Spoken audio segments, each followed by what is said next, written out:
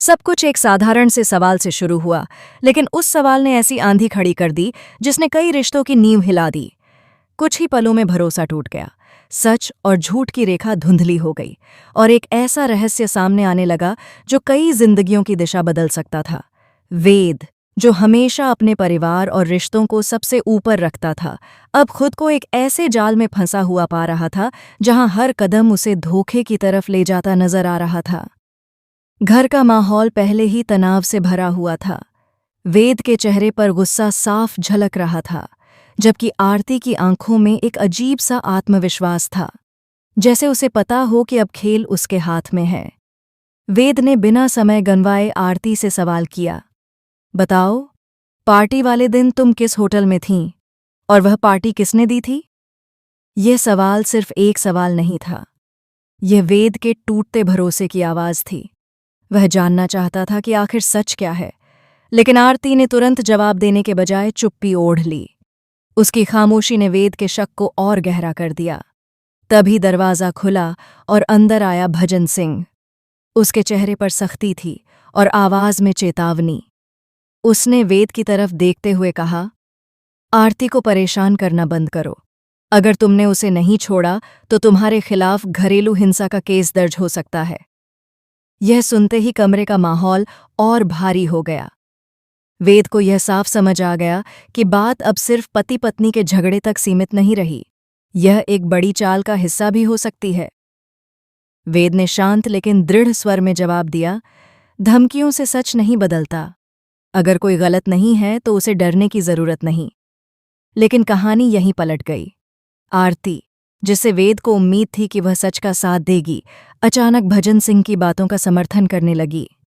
उसने साफ शब्दों में कहा कि अब उसे इस रिश्ते में कोई दिलचस्पी नहीं है।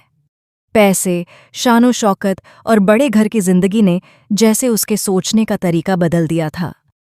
वह अब पहले वाली सरल आरती नहीं रही थी। उसके व्यवहार में एक अलग ही घमंड दिखाई देने लगा था। उसने वेद से कहा, अगर तुमने मुझे रोका या सवाल किए तो मैं कानूनी कदम उठाने से पीछे नहीं हटूंगी। वेद के लिए यह सुनना किसी झटके से कम नहीं था। जिस रिश्ते को उसने पूरे दिल से निभाया, वही रिश्ता अब एक समझौते जैसा लगने लगा था। उधर एक और कहानी चुपचाप खतरनाक मोड़ ले रही थी। अंजलि, जो अपने सिद्धांतों और सच्चाई के लिए जानी जाती थी, अचानक एक बड़ी मुसीबत में घिर गई। उसकी ब्लड रिपोर्ट लेकर आने वाला व्यक्ति रास्ते में ही रोक दिया गया। युवराज ठाकुर और प्रकाश त्रिपाठी, दो ऐसे नाम जिनका असर दूर तक था, ने मिलकर उस सबूत को कोर्ट तक पहुंचने से पहले ही गायब कर दिया। जब पंकज ने अंजलि को खबर दी कि रिपोर्ट लाने वाला आदमी अब इस दुनिया में नहीं रहा, तो अंजलि कुछ पल के लिए स्तब्ध रह गई।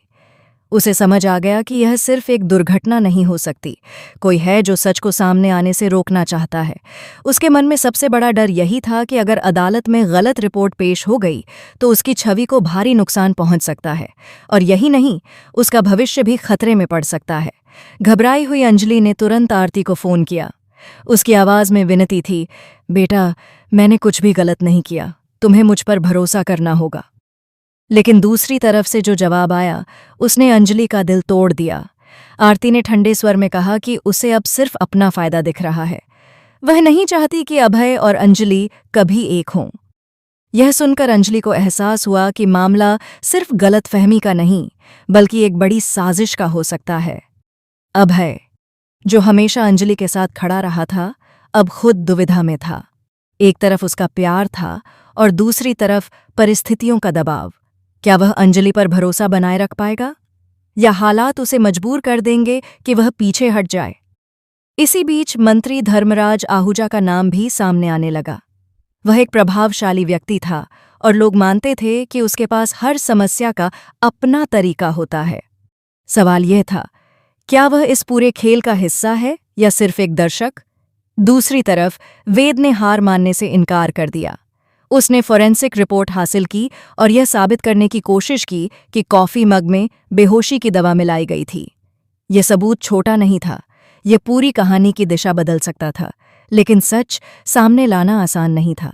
हर कदम पर रुकावटें थीं, हर मोड़ पर नए सवाल।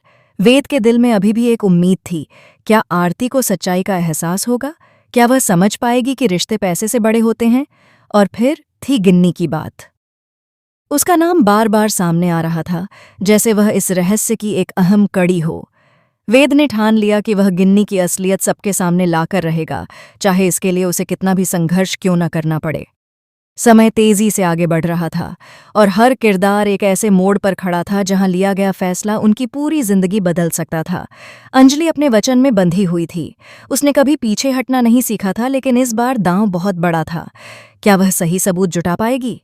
क्या अदालत में सच जीत पाएगा? और सबसे बड़ा सवाल, क्या अभय और अंजलि की शादी हो पाएगी, या यह रिश्ता भी परिस्थितियों की भेंट चढ़ जाएगा? घर, अदालत, रिश्ते और साजिश सब एक दूसरे से जुड़ते जा रहे थे। भरोसा और शक के बीच की लड़ाई अब खुलकर सामने आ चुकी थी। वेद जानता था कि यह सिर्फ अपनी शादी बचाने की लड़ाई नहीं है, यह सच को सामने लाने की जंग है। वहीं अंजलि समझ चुकी थी कि उसे डरकर नहीं बल्कि डटकर खड़ा होना होगा। आने वाले दिनों में कई परतें खुलने वाली थीं। कुछ चेहरे बेनकाब होंगे, कुछ रिश्ते हमेशा के लिए बदल जाएंगे और कुछ फैसले ऐसे होंगे जिनका असर लंबे समय तक महसूस किया जाएगा। अब देखना यह है कि सच की इस लड़ाई में जीत किसकी होगी, धोखे की या भरोसे की।